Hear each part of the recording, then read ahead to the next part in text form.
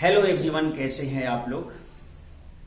मेरे प्यारे विद्यार्थियों, क्लास 9th में एक बार फिर आप लोगों का वेलकम, स्वागत है।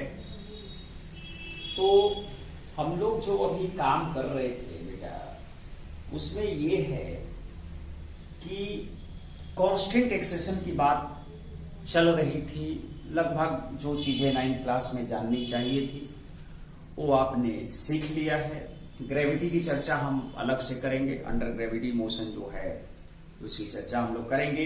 हालांकि उसका भी वही मीनिंग है कि अगर पार्टिकल कोई इधर भाग रहा है उसके अपोजिट डायरेक्शन में एक्सेशन लगा दिया गया है। जो बॉडी को कोई ऑब्जेक्ट को ऊपर हम लोग जब थ्रो करते हैं तो जी नीचे लगता है, तो उसकी चर्चा हम लोग करेंगे। लेकिन आज हम लोग इस हिसाब से एनसीईआरटी का जो जितना पढ़ना है क्लास 9th में उसको कंक्लूड कर लेते हैं कि भाई 9th क्लास की सिलेबस को कंक्लूड कर लिया। तो इसमें बेटा एक चर्चा है यूनिफॉर्म सर्कुलर मोशन का। किसका है वो हल्का सा चर्चा है, इसलिए हम लोग थोड़ा सा उसको देख लें और इसके बाद हम लोग ये मानेंगे, क्योंकि बहुत चर्चा नहीं है इसमें। यूनिफॉर्म सर्कुलर मोशन में क्या है थोड़ा बहुत हम लोग चर्चा कर लेते हैं, क्योंकि इस किताब में एनसीईआरटी में कुछ खास दिया ही नहीं है। सर्कुलर मोशन से रिगार्डिंग बातें हैं, थोड़ा बहुत जो प्राइमरी जो स्टेज है उसी के बारे में दिया हुआ है 9th क्लास में। तो उसको हम लोग करके इसको कंक्लूड करके सर्कुलर मोशन की हम लोग अलग से बात कर सकते हैं। इसमें मानेंगे कि 9th क्लास का जो सिलेबस है यहीं पर आज के लेक्चर में हम लोग कंक्लूड करेंगे। थ्योरी के रिगार्डिंग जो सवाल है कुछ वो हम लोग कर सकते हैं। एनसीईआरटी में जो भी सवाल है आप लोगों से बन जाएगा, उसमें कोई खास बात नहीं है, फिर भी हम एक बार देखेंगे उसको। मेरे प्यारे विद्यार्थियों, आपको समझना ये है कि यूनिफॉर्म सर्कुलर मोशन की जो ये कहानी बहुत थोड़ा बहुत इसमें है, यूनिफॉर्म सर्कुलर मोशन का बारे में थोड़ी बहुत जो चर्चा क्लास 9th के लिए है, जो एनसीईआरटी के रिगार्डिंग दिया हुआ है उसकी चर्चा मैं कर रहा हूं। मेरे प्यारे विद्यार्थियों, हम लोग जानते हैं कि जो वेलोसिटी है, जहां वेलोसिटी की बात आती है, जहां पर वेलोसिटी की बात आती है तो स्पीड विथ डायरेक्शन होता है। स्पीड विथ डायरेक्शन होता है। हम लोगों को मानना यह है कि अगर कोई ऑब्जेक्ट या पार्टिकल या कोई एथलीट जो है कांस्टेंट रफ्तार से चल रहा है, कांस्टेंट रफ्तार से क्या कर रहा है, चल रहा है, तो कांस्टेंट रफ्तार जो है वो कांस्टेंट रफ्तार और उसकी डायरेक्शन मान लीजिए चेंज हो रहा है। क्या हो रहा है, डायरेक्शन चेंज हो रहा है।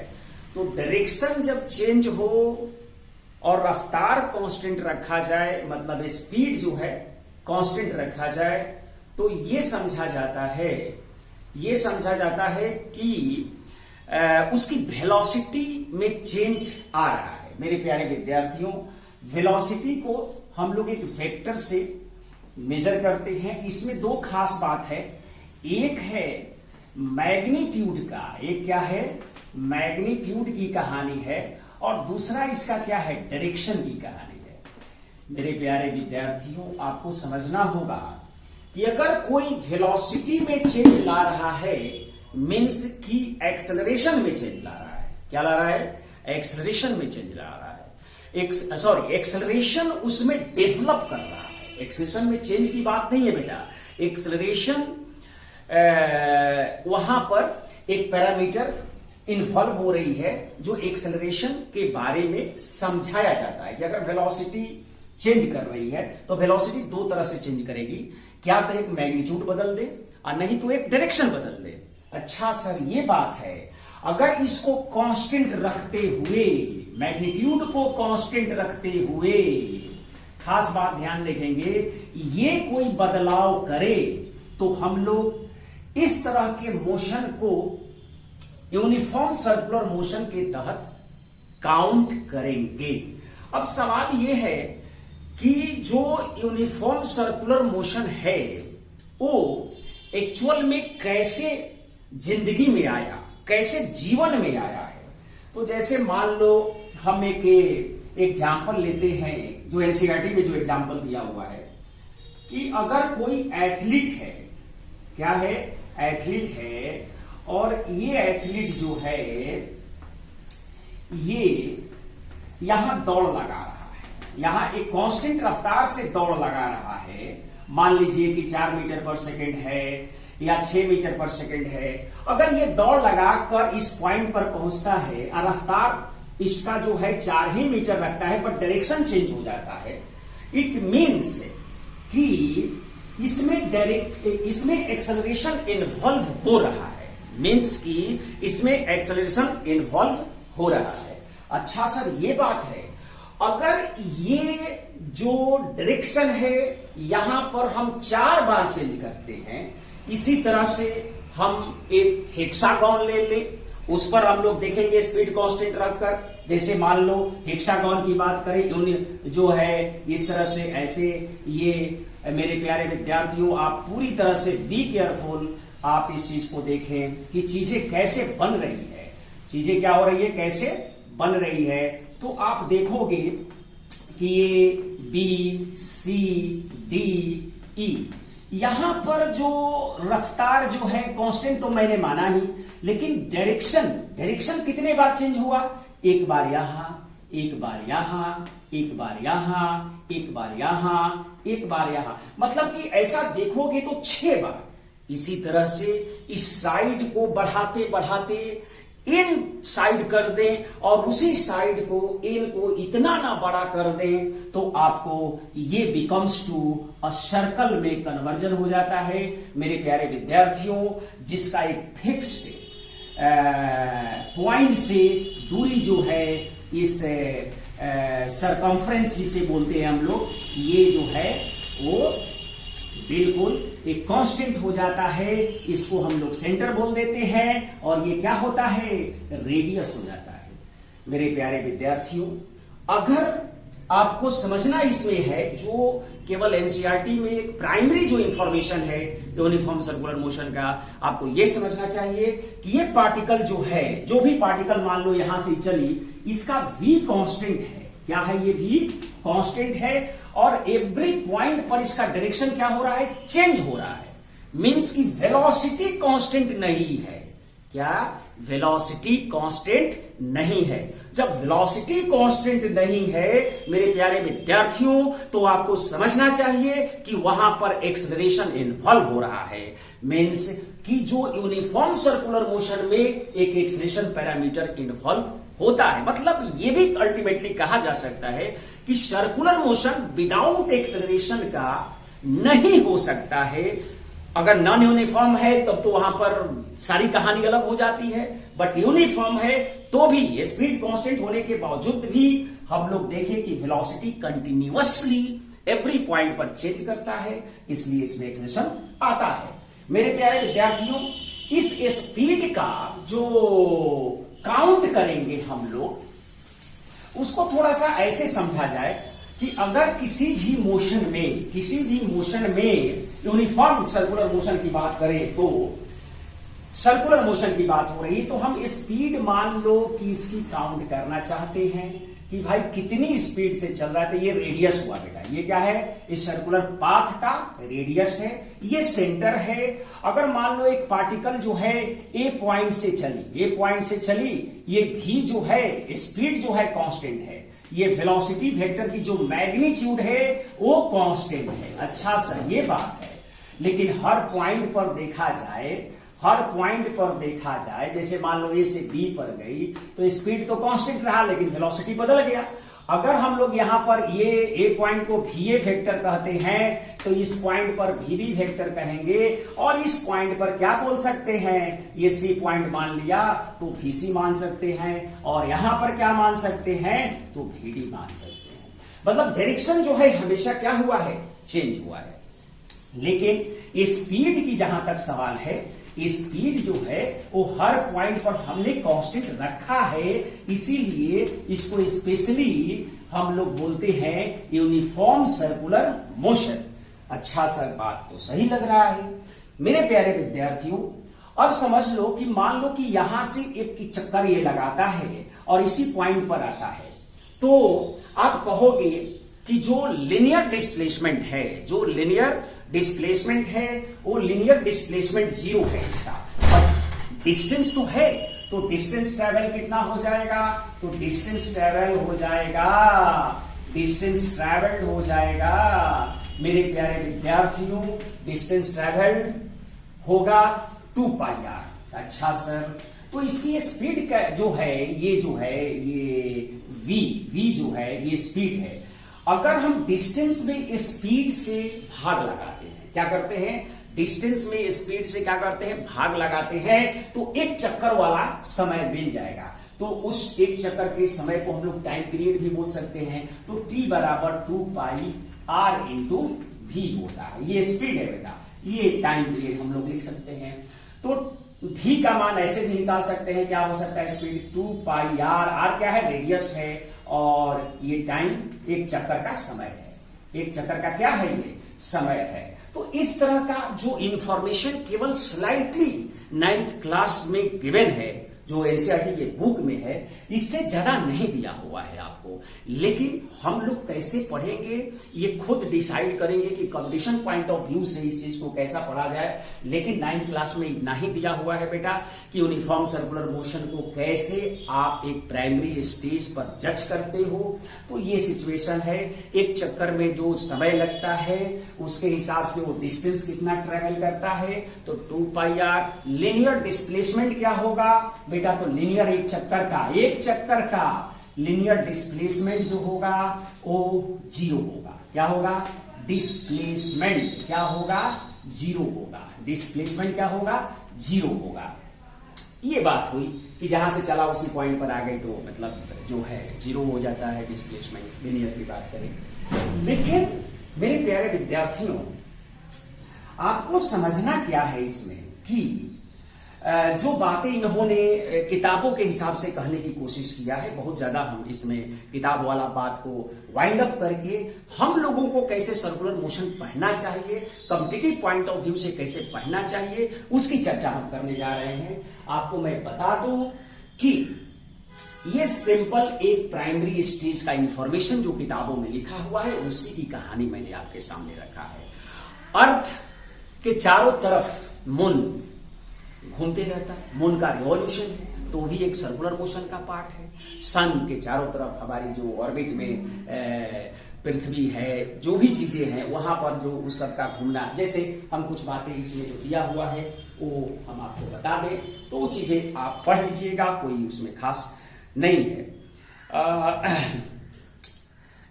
Many familiar examples of circular motion की बात करें तो इसमें लिखा हुआ है कि object moving under uniform circular motion such as the motion of the moon and the earth, a satellite in a circular orbit around the earth, a cyclist on a circular track at constant speed and so on. मतलब ये आपको समझना चाहिए कि motion of the moon and the earth, a satellite in a circular orbit around the अर्थ। ये जो है एक सैटेलाइट भी अर्थ के चारों तरफ मोशन करता है, तो भी एक यूनिफॉर्म सर्कुलर मोशन का पार्ट मान सकते हैं हम लोग, होता है जब स्पीड उसकी कांस्टेंट होती है। बस इतना ही इसमें प्राइमरी इंफॉर्मेशन दिया हुआ है और कुछ नहीं दिया हुआ है। तो हम लोग ये मान ले कि 9th क्लास के जितने भी एनसीईआरटी में बातें कही गई है उसे कुछ ज्यादा ही हमने पढ़ाया है चीजें को लेकर, तो आपको ये वाइंड अप हो चुका है। मतलब कि 9th क्लास में जो स्कूल लेवल पर जो सर्कुलर मोशन की बात होगी वो चीजें हो चुकी है। मेरे प्यारे विद्यार्थियों, अब हम जो सर्कुलर मोशन पढ़ाएंगे वो रियल होगा और उसी की कहानी कंपटीशन में कही जाएगी, या कहीं पर भी आप टेस्ट में बैठते हो, एक कंपटीशन लेवल की बात करें तो वहां पर कहानी अब हम जो पढ़ा रहे हैं उस हिसाब से होगी। हम लोग केवल सिलेबस को देखते हुए, एनसीईआरटी के सिलेबस को देखते हुए उसको कहानी को समाप्त कर चुके हैं। तो अब सर आप जनरल जो आइडिया है सर्कुलर मोशन का, मतलब इसमें जो एक प्राइमरी कंडीशन बताया था कि किसी एथलीट्स को रेक्टेंगुलर पर या हेक्सागोन पर या ऑक्टागोन पर घुमाइए, उसकी साइड को बढ़ाइए, ऐसा साइड को इतना छोटा छोटा छोटा छोटा करते गए एक पॉइंट बना दीजिए, तो लगेगा कि एक जो सरफेस जो पाथ तैयार हुआ वो सर्कुलर हो जाएगा। उसी की मोशन के बारे में डिस्क्रिप्शन केवल है और कुछ खास बात इसमें नहीं दिया हुआ है। मेरे प्यारे विद्यार्थियों, जो सर्कुलर का जो कहानी है उस सर्कुलर में हम लोग देखेंगे, आपको मैं बता दूं कि रियल में हम लोगों को इसको कैसे पढ़ना चाहिए। तो हेडिंग लिखेंगे हम लोग सर्कुलर मोशन का, मतलब हम लोग ये समझ गए कि जितनी थ्योरी थी 9th क्लास के लेवल पर वो सब चीज हमने पढ़ लिया है। जो आपसे सवाल पूछे भी जाएंगे वो चीजें को आपने कर लिया है, और जो कुछ एक्सरसाइज के सवाल है आने वाले अभी जो रेस्ट एंड मोशन में हमने अभी और लगभग मोशन अंडर ग्रेविटी की बात करेंगे, इसमें उसमें अच्छे अच्छे सवाल कराए जाते हैं, तो उसको हम लोगों को सीखना है। और ये जो अभी सर्कुलर मोशन की जो चर्चा अब बढ़ा रहे हैं, जिस हिसाब से बढ़ा रहे हैं, इसमें एक्चुअल में एंगुलर डिस्प्लेसमेंट की आइडिया कैसे डेवलप हो, एंगुलर वेलोसिटी की आइडिया कैसे डेवलप हो, इस सब की कहानी को हम लोग अब शुरुआत करेंगे। वास्तव में रियलिटी में एंगुलर वेलोसिटी, लिनियर वेलोसिटी या एंगुलर स्पीड या लिनियर स्पीड और सर्कुलर पाथ की रेडियस में क्या रिलेशन है, इसको भी देखेंगे। थोड़ा बहुत सेंट्रीपिटल एक्सेलरेशन के बारे में भी, ज्यादा डिटेक्ट नहीं करने पर, लेकिन फिर भी एक छोटा सा रिजल्ट्स कैसे उसका होता है, क्या एक्सप्रेशन होता है, उसके बारे में समझ सकते हैं। टेंजेंशियल एक्सेलरेशन के भी बारे में थोड़ा समझ सकते हैं। तो हम लोग स्टार्ट कर रहे हैं बेटा सर्कुलर मोशन, जो आपको स्कूल लेवल की थी वो मैंने बता दिया। अब आते हैं हम लोग ज्यादा इधर उधर की बात ना करते हुए, देखो सर्कुलर मोशन क्या है। सर्कुलर मोशन को पढ़ने के लिए, हम लोगों को जिस तरह से हम लोग ट्रांसलेटरी मोशन पढ़े, तो वहां पर जो लीनियर पैरामीटर थे उसको डिफाइन किया गया। उसी तरह से इस मोशन को एनालाइज करने के लिए, इस मोशन को समझने के लिए हम लोग कुछ पैरामीटर को डिफाइन करेंगे, जैसे एंगुलर डिस्प्लेसमेंट क्या होता है, एंगुलर वेलोसिटी क्या होता है, एंगुलर एक्सेलरेशन क्या होता है, वो सब धीरे धीरे जो पैरामीटर छोटे छोटे जो है, उसके बाद जो उन दोनों में रिलेशन क्या होता है, ये सारी चीजें, एंगुलर डिस्प्लेसमेंट और लीनियर डिस्प्लेसमेंट में क्या है, डिस्टेंस कैसे ट्रेवल्ड होगा, इसमें लीनियर डिस्टेंस ट्रेवल्ड होगा, लीनियर डिस्प्लेसमेंट होगा, एंगुलर में भी बातें आएगी, बहुत सारा मोशन क्लॉकवाइज भी हो सकता है, एंटी क्लॉकवाइज भी हो सकता है। ये कहानी को हम लोग समझने का प्रयास कर रहे हैं।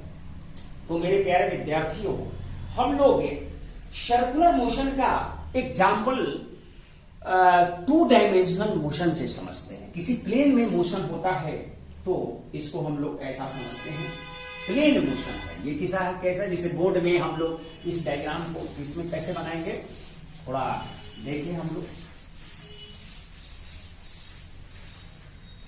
सर्कुलर मोशन का ये देखिए सर्कुलर पाथ हमने बनाया, ये प्लेन में मोशन है।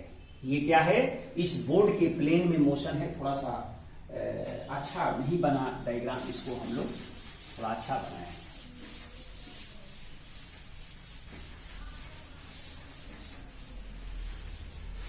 इसको थोड़ा सा अच्छा बनाए हम लोग।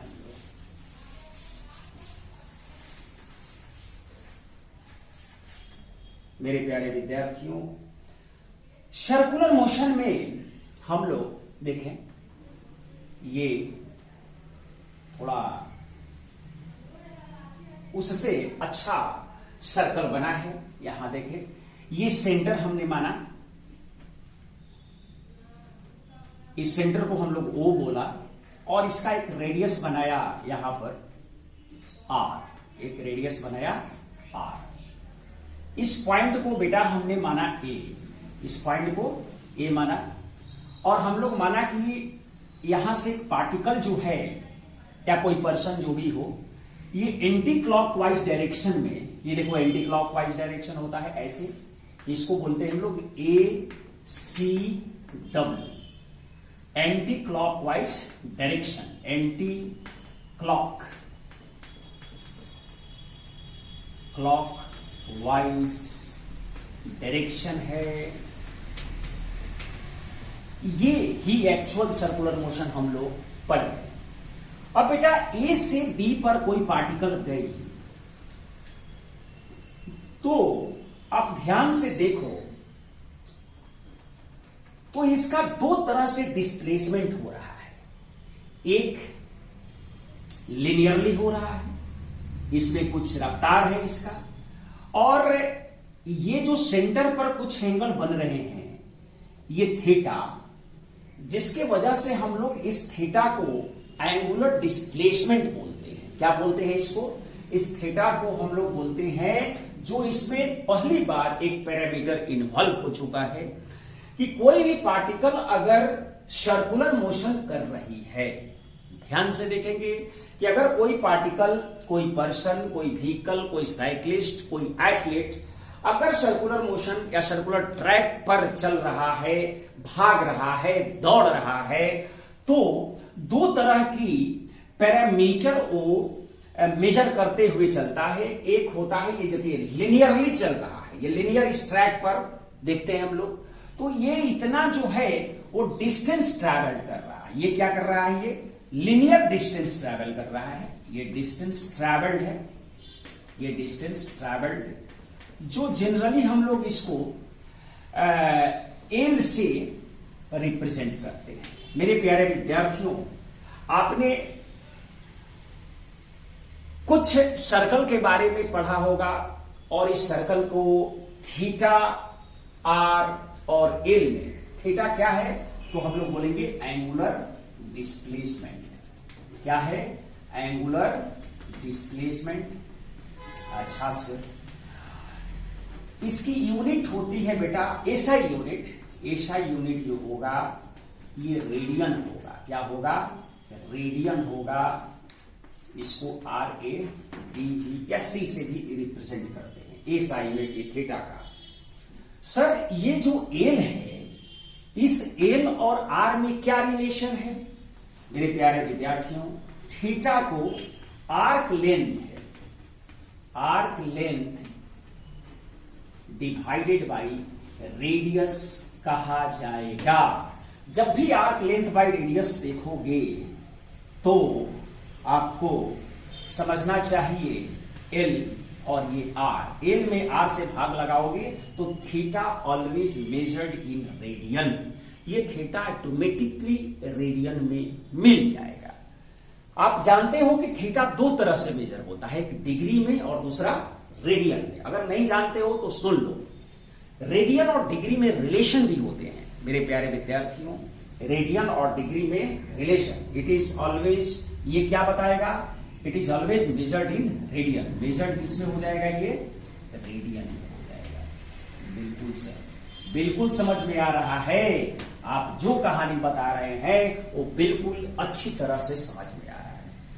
मेरे प्यारे विद्यार्थियों, इस सर्कुलर पाथ पर चलने वाला जो भी है उसमें हम लोगों ने देखा, डिस्प्लेसमेंट के आधार पर देखा कि पार्टिकल दो तरह से डिस्प्लेस हो रही है। एक एंगुलर में डिस्प्लेस होना और दूसरा किस में डिस्प्लेस हो रही है? दूसरा लिनियरली डिस्प्लेस हो रही है। तो इस आर्क लेंथ पर इसको हम लोग डिस्टेंस ट्रैवल बोल रहे हैं और इसको पॉइंट को मिला देंगे तो डिस्प्लेसमेंट हो जाएगा। अच्छा सर, बात तो बिल्कुल समझ में आ रही है कि चीजें जो है वो बिल्कुल क्लियरली आ रही है। मेरे प्यारे विद्यार्थियों, इसके बाद हम लोग थीटा के बारे में समझेंगे। अब थीटा कैसी क्वांटिटी है ये भी समझना होगा कि थीटा स्केलर है या वेक्टर है। मेरे प्यारे विद्यार्थियों, आप जब इस प्लेन में मोशन करते हो, ध्यान से देखना, जब इस प्लेन में मोशन करते हो, आइए मोशन एंटी क्लॉकवाइज डायरेक्शन में है। मोशन दोनों तरफ हो सकता था, क्लॉकवाइज भी हो सकता था, एंटी क्लॉकवाइज भी हो सकता था। दोनों के बारे में हम लोग चर्चा करेंगे थोड़ा सा। तो आप समझ लेना कि जो थीटा है एक्चुअल में, वो थीटा का जो डिस्प्लेसमेंट है वो रियलिटी में किधर है, रियलिटी में किधर है, क्या इस प्लेन में है?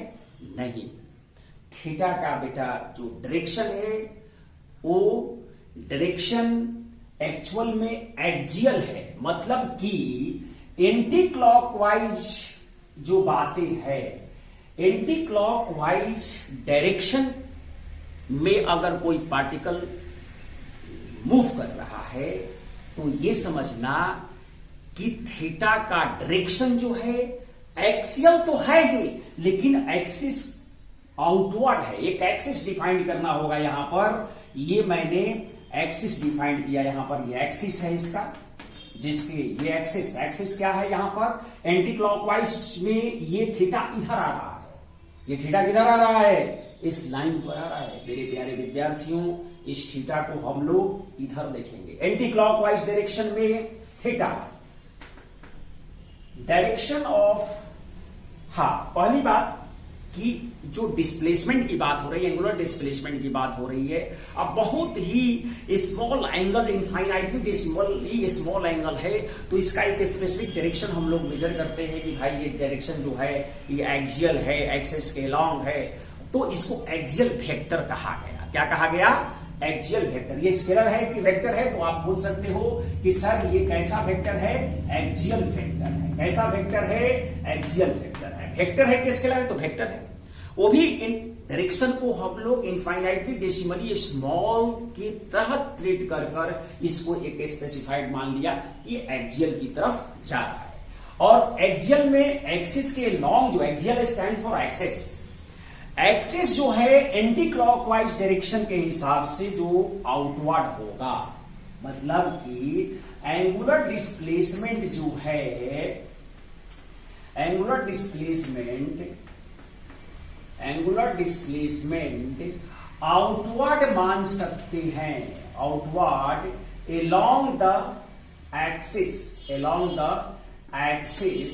along the axis if particle is moving in anti-clockwise direction. If motion in anti-clockwise direction, और उसको हम लोग याद रखें अभी से ही कि उसको एक डॉट देकर ये हम लोग दिखाएंगे कि इसका थीटा का डायरेक्शन इधर है, थीटा का डायरेक्शन इसी पर एंटी क्लॉकवाइज। और क्लॉकवाइज में से क्लॉकवाइज अगर मोशन हो मेरे प्यारे विद्यार्थियों, अगर क्लॉकवाइज मोशन हो तो थीटा जो है ये क्रॉस में जाएगा। क्या जाएगा? थीटा जो है क्रॉस में जाएगा, मतलब इनटू जाएगा, इनटू। और यहां पर क्या है? आउटवर्ड है। क्या है? आउटवर्ड है थीटा। ये थीटा की बात हो रही है। जो एक्सिस तो मान लो कि ऐसे लाइन जो इसे सेंटर से पास करने वाले इस प्लेन के परपेंडिकुलर है, वही एक्सिस होता है। तो थीटा का डायरेक्शन हम लोग बिल्कुल समझ में आया होगा कि एंगुलर डिस्प्लेसमेंट को हम कैसे डायरेक्शन लेते हैं, एंटी क्लॉकवाइज और क्लॉकवाइज में क्रॉस के डायरेक्शन में, मतलब अंदर थीटा जा रहा है, एंटी क्लॉकवाइज में थीटा ऊपर हो रहा है। हमने चर्चा किया थीटा के बारे में, एंगुलर डिस्प्लेसमेंट के बारे में, क्योंकि सर्कुलर मोशन में दो तरह की पैरामीटर, लीनियर और एंगुलर, दोनों इन्वॉल्व होती है साइमल्टेनियसली। तो हम लोग दोनों में क्या डिफरेंशिएशन होता है, क्या कैसे डिफरेंशिएट करते हैं, इस चीज के बारे में हम लोग समझते चलेंगे। मेरे प्यारे विद्यार्थियों, बहुत ज्यादा इसमें आज लेक्चर में हमने बातें नहीं रखेंगे, क्योंकि धीरे धीरे ही आप इस चीज को समझ सकते हैं। एक बार मैं फिर से आप लोगों को कहना चाहूंगा कि जो एनसीईआरटी में टर्म थे वो सारे के सारे हम लोगों ने पढ़ लिया है। 9th क्लास के सिलेबस रिगार्डिंग जो थ्योरी है उसको हम लोगों ने पढ़ लिया है। मोशन अंडर ग्रेविटी हम लोग पढ़ेंगे, इसमें प्रोजेक्टाइल मोशन की भी कहानी होती है, उसको भी पढ़ेंगे। सर्कुलर मोशन को हम थोड़ा डिटेल्स पढ़ाना चाहते हैं, क्योंकि इसे सवाल पूछे जाते हैं कंपटीशन लेवल पर। तो आपको स्कूल लेवल की कहानी समाप्त हो चुकी है। जो एक्सरसाइज में सवाल है उसको बीच में कभी करा देंगे। कहानी समाप्त। 9th क्लास की सिलेबस को कवर कर लिए हम लोग, थोरोली कवर किए हुए, कहीं से कुछ भी छोड़े हुए नहीं है। तो आप मान सकते हैं कि आज के बाद जो भी चीजें चलेगी वो थोड़ा कंपटीशन से रिलेटेड बातें चलेगी, कंपटीशन से रिलेटेड बातें चलेगी। मेरे प्यारे विद्यार्थियों, आज की क्लास में इतना ही। पढ़ते रहिए। थैंक यू, धन्यवाद।